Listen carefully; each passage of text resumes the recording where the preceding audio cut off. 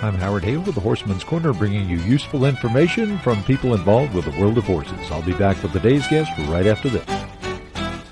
You've heard us talk about Ag Market Online and how it's growing and changing every day. Now we've shortened the name and made it even easier to find on the web at agsearch.us.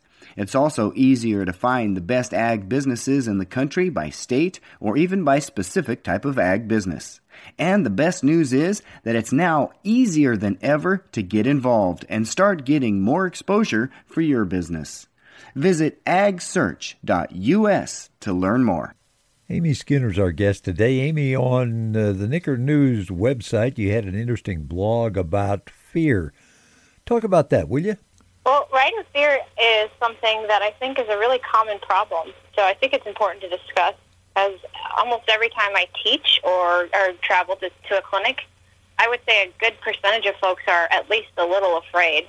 And so I feel like my job as a teacher is to help people understand what the horse is saying and what it means when it does certain behaviors or certain expressions, and for the rider how to learn to interpret these things and feel like they have some understanding of what's going on, as well as to teach them how to ride in better balance so they don't feel so worried. But I think worry really comes from not understanding. Fear isn't all bad, is it?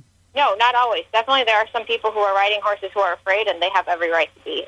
That's a lot of times a mismatched pair, or they are in over their head with a situation that's fairly dangerous. There are definitely times to be afraid, and fear is a natural way for your brain and body to say this is not a good situation to be in. So, yeah, fear is not something to just out and out throw out. North Carolina horsewoman Amy Skinner, thanks for joining us with the Horseman's Corner. Always great to have you along. May God bless you. Come back and join us again, won't you?